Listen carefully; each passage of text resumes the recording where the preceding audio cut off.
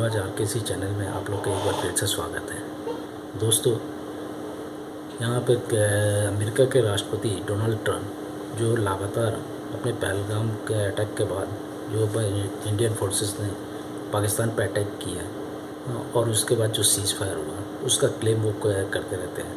आइए इस टॉपिक पे कुछ और भी अपडेट्स हैं उसके बारे में बात करते हैं। पहला ये कि अमेरिका के जो एक सांसद है वो खुद डोनाल्ड ट्रंप के इस क्लेम पे क्वेश्चन रेज कर रहे हैं। उनका कहना है कि डोनाल्ड ट्रंप ये जो भी कर रहे हैं या जो भी क्लेम कर रहे हैं इसमें उनका कोई रोल नहीं है। वो केवल पॉलिटिकल फ़ायदा के लिए इस तरह के स्पीच या ट्वीट करते रहते हैं। वैसे तो आप लोग को पता ही है कि पहलगाम आतंकी हमले के जवाब में भारत के सशस्त्र बलों ने पाकिस्तान के आतंकी संगठनों और उसके एयरबेस पर घातक हमला करके पाकिस्तानी सेना को घुटनों पर ला दिया था। ये तो हर किसी को पता है। इसके बाद पाकिस्तान ने भारत के सामने सीज़ फायर की अपील की, तब जाकर भारत ने अपनी कार्रवाई रोकी और ये सीज़ फायर कर DGMO लेवल पे बातचीत हुई। अब इस सारे बातचीत के बीच में डोनाल्ड ट्रंप ने ट्वीट करके वो क्लेम कर दिया कि सीज़ फायर वो करवाया है। हालांकि उनके इस तरह के जो है बार बार जो झूठे दावे पे कि इंडियन गवर्नमेंट की तरफ से, ये फॉरेन सेक्रेटरी की तरफ से, हर किसी की तरफ से रिप्लाई आते रहा है। हर कोई इसको नकारते रहे हैं। खुद भी अपने विदेश मंत्री एस जयशंकर ये एक जर्मन पत्रकार से बात करते हुए वो इसको स्ट्रांगली कंडेम किए हैं। वो इसको स्ट्रांगली खारिज कर दिए हैं कि भारत और पाकिस्तान के बीच हाल ही में हुए युद्ध विराम में अमेरिका के ने निर्णायक भूमिका निभाई थी। इसके बजाय जयशंकर जी ने जोर देकर यह कहा कि भारत की सैन्य प्रतिक्रिया थी जिसने इस्लामाबाद को स्वतंत्रता समाप्त करने के लिए मजबूर किया।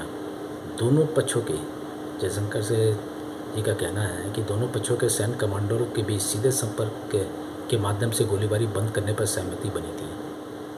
इसके साथ ही उन्होंने ये भी कहा कि 7 मई और 8 मई के दरमियान जो भी हुआ उसको लेकर 8 मई की सुबह पाकिस्तान के प्रमुख एयरबेस और वायु रक्षा प्रणाली पर प्रभावी ढंग से हमला किया और उन्हें निष्क्रिय कर दिया गया।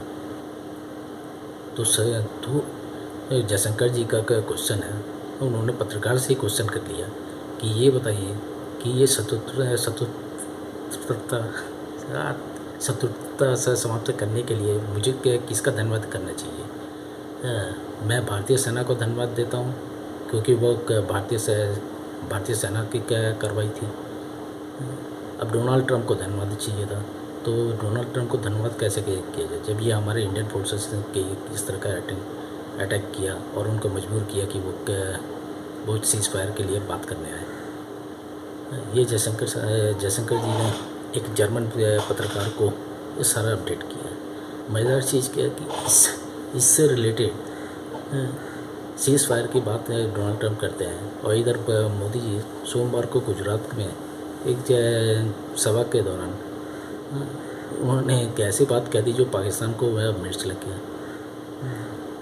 मोदी जी ने क्लियर शब्दों में ये कहा कि भारत पर आँख उठाने वाले को किसी भी कीमत पर बख्शा नहीं जाएगा।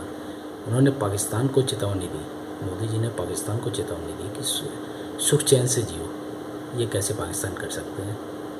लेकिन मोदी जी ने कहा है कि सुख चैन से जियो, अपने हिस्से की रोटी खाओ,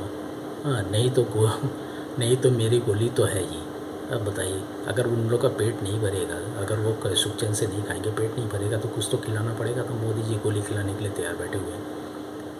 अब वो जो ये बात वहाँ पर जनसभा में बोल रहे हैं, अब इससे पाकिस्तान के सभी नेताओं को, वहाँ का मिनिस्टर फोर्सेस के ऑफिसर्स को इतने मिर्च लगी कि पाकिस्तान के विदेश मंत्रालय इस पे अपना बयान जारी करते हैं और उस बयान में बोलते हैं कि मोदी का बयान सिर्फ नफरत फैलाने वाला नहीं है बल्कि इससे क्षेत्रीय शांति को खतरा भी है। इसके साथ ही पाकिस्तान कह रहा है कि हम शांति चाहते हैं लेकिन अगर हमें खतरा हुआ तो उसका जवाब देंगे।